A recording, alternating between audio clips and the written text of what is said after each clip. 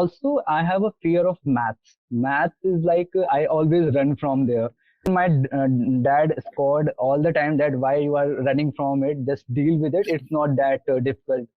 So what I did, like I started with the first module, which was maths, and the Excel module starts.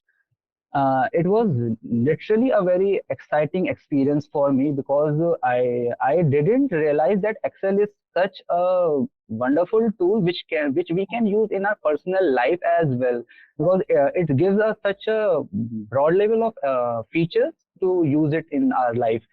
So that's the way I just get inspiration. And when I was solving the arena questions and the assignment questions, it was like I was parallelly getting the practice as well. So Right. that was very fun activity to do. Like I was learning as well as trying to do the fun with the practice questions.